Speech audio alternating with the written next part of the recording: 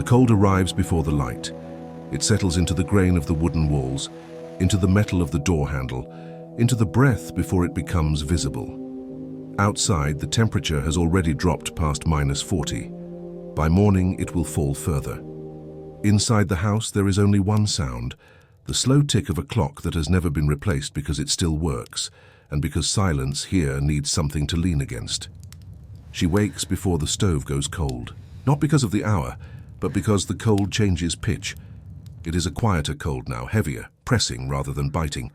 She lies still for a moment, listening, counting breaths that are not her own. When she hears them, uneven but present, she allows herself to sit up.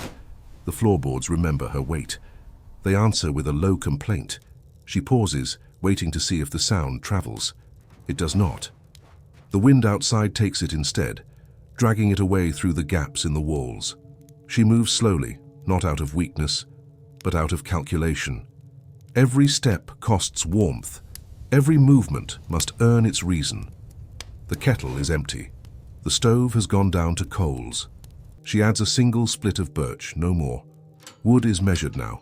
Everything is measured. The house is small enough that she does not need to look to know where everything is. Her hands know the table edge, the shelf, the chipped enamel mug. She fills it with water melted the night before and sets it near the heat. Steam does not rise. Not yet. In the other room, he shifts. The sound is slight, more suggestion than movement. She stops what she is doing and waits again, hand resting on the stove door. The waiting is automatic. It has become part of the routine, like breathing or checking the latch before sleep. Outside, the sky is still black, but the black has depth to it now. Morning is coming, though slowly. It always comes slowly in this place, as if unsure it should. She pulls on her boots without standing, sliding her feet into them while seated, careful not to rush. The leather is stiff.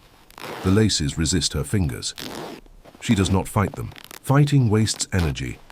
There are decisions that announce themselves loudly with words and witnesses. This is not one of those. This decision is quiet. It lives in the way she does not look toward the road, in the way she keeps the stove fed just enough, in the way she counts breaths in the dark. The cold is not the danger yet. The danger is that the cold is patient. As she opens the stove door and feels the thin wash of heat on her face, she listens again to the room behind her, knowing that by the end of this day, something will be asked of her that cannot be undone. By the time light finally presses against the frost-clouded window, the house has warmed only slightly, enough to keep water from freezing solid, enough to keep skin from cracking if covered, not enough to forget where they are. She does not try to forget.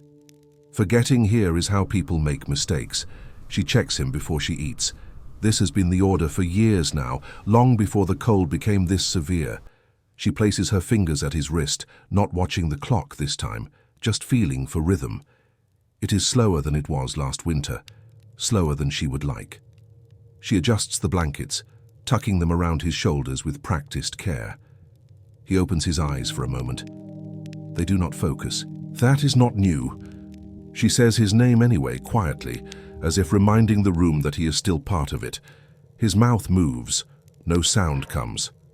She waits, then moves on. Breakfast is a single slice of bread, warmed near the stove, and a cup of hot water. She eats standing so she can feel the heat on her legs. Sitting would waste it. When the cup is empty, she refills it and carries it to him, lifting his head just enough so he can swallow. Some of the water spills. She wipes it away immediately. Dampness is another enemy. Outside, the wind rises. It does not howl yet.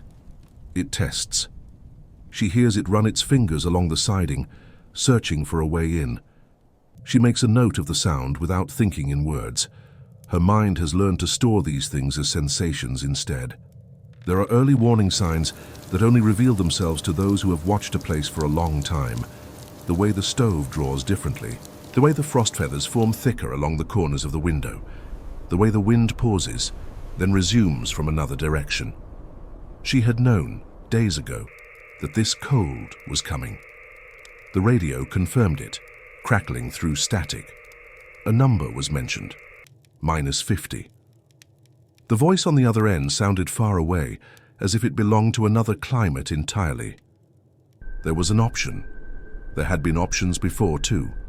A neighbor with a truck, a distant relative who called once a year, a road that still existed technically, even if it disappeared under snow more often than not. She does not think about those things now. Thinking about them would mean comparing. Comparing would mean doubt. Doubt takes time. Midday passes without ceremony. The light never rises high enough to feel like noon. She feeds the stove again. She checks his skin for warmth, rubbing his hands gently to bring blood back into them. He murmurs once, a sound that might have been her name years ago. She answers it anyway. By afternoon, the cold has thickened. The house creaks as it contracts. She tightens her sweater and listens to the walls, aware that the night ahead will not be forgiving and that whatever choice she has made will soon begin to test her. The first real problem announces itself without drama. The stove begins to lose its pull. Smoke hesitates at the door when she opens it, lingering longer than it should. She closes it again, waits, then tries once more. This time the smoke retreats properly, drawn upward. She exhales, realizing only then that she had been holding her breath. She knows what this means. The cold outside is pressing down on the chimney, slowing the draft. It is something she has dealt with before, but never when the temperature dropped this fast. Never when she was alone for this long. She considers clearing the chimney cap. It would mean going outside, not far, just a few minutes in the open air. She pictures the steps, the way the snow has hardened into ridges. She pictures the wind that now moves steadily, no longer testing. In the other room, he coughs. The sound is shallow, brittle. She turns back immediately, kneeling beside the bed, listening to his chest. The cough passes, leaving behind a silence that feels heavier than noise. This is where the decision tightens, not in a single moment, but across many small ones that stack quietly on top of each other. If she goes outside, she risks the cold taking something from her that she cannot afford to lose. If she does not, the stove may fail slowly, invisibly, until the house cools beyond recovery.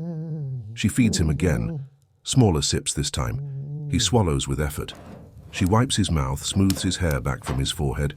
Her hands linger longer than necessary. This is not sentiment. It is checking. Temperature. Response. Life. As afternoon slides toward evening, the light fades almost imperceptibly. She adds another split of wood, then another, watching the flame carefully. Too much, and the stove will burn too fast. Too little, and the room will cool by degrees she can measure on her skin. The radio crackles once, then goes silent. She does not try to fix it. Silence is information too. She listens instead to the house, to the wind, to his breathing. Each sound is a data point. There is a moment standing alone by the stove when the weight of the situation presses close enough that she acknowledges it fully. Not with fear, but with clarity. No one is coming. Not tonight. Maybe not tomorrow. The care that is required here cannot be deferred. She pulls on her coat without deciding yet. She stands near the door, hand on the latch, feeling the vibration of the wind through the wood. The cold on the other side is no longer abstract. It is immediate, waiting. Behind her, the stove ticks as metal expands and contracts. In the next room, he breathes. She stays where she is, suspended between the door and the fire, knowing that the next hours will define whether this house remains a shelter or becomes just another structure the cold has claimed. She does not go outside. Not yet. Instead, she adapts. She lowers the stove's intake, forcing the fire to burn steadier, hotter, coaxing rather than commanding it. She rearranges the room, moving furniture closer to create a smaller pocket of warmth around the bed. Blankets are layered with intent, not comfort. As darkness takes hold fully, the wind strengthens. It finds a loose board and worries it, over and over, like an animal with a bone. She marks the sound in her mind, but leaves it. Fixing it would take time and exposure. Time and exposure are expensive. She checks him again. His breathing has changed, slightly faster now. She adjusts his position, raising his shoulders, supporting his neck. She speaks to him, not in full sentences, just familiar sounds. The response is minimal but present. The stove demands constant attention now. Every 40 minutes she rises, feeds it, listens to the draft. Sleep becomes something she remembers rather than attempts. Her body moves on habit and purpose, ignoring the stiffness creeping into her joints. At some point, she realizes the house temperature has stabilized. Not warm, but holding. This is a small victory, and she treats it as such, allowing herself a sip of water and a moment seated near the stove. The heat seeps into her bones slowly. The night deepens. Outside, the cold reaches its lowest point. -50. The number itself is meaningless here. What matters is the way the air steals sensation, the way even the walls seem to withdraw from it. Inside, the risks shift. Exhaustion becomes as dangerous as the cold. She catches herself nodding once, chin dipping toward her chest. She stands immediately, forcing blood back into her legs, pacing the narrow space between stove and bed. He stirs. His eyes open briefly. This time they find her. Just for a second. It is enough. She squeezes his hand, grounding them both in the moment. Hours pass, measured only by stove feedings and breathing counts. The wind does not relent. The house holds. Near what might be called dawn, though the light is still absent, the stove sputters. The draft falters again. She reacts instantly, opening and closing vents, adjusting wood placement. Smoke threatens, then recedes.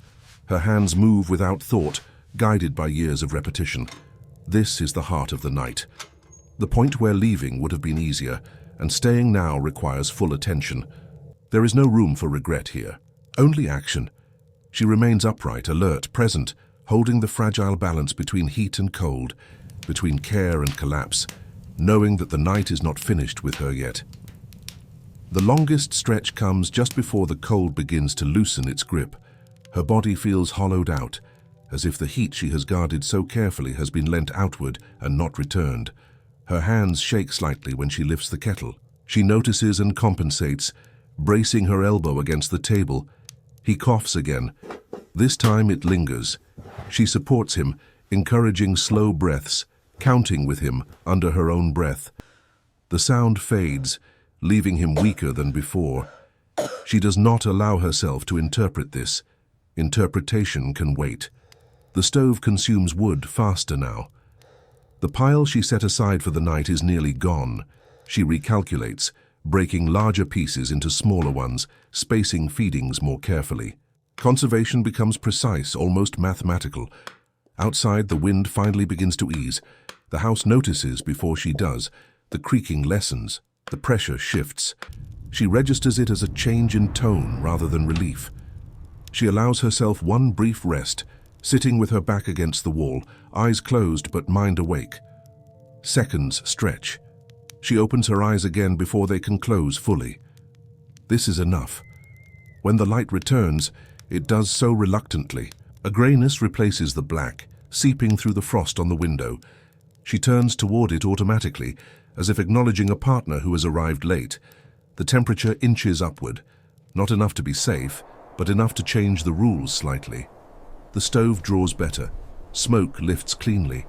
She feeds it one final time from the night's supply and allows the fire to settle. He is still breathing.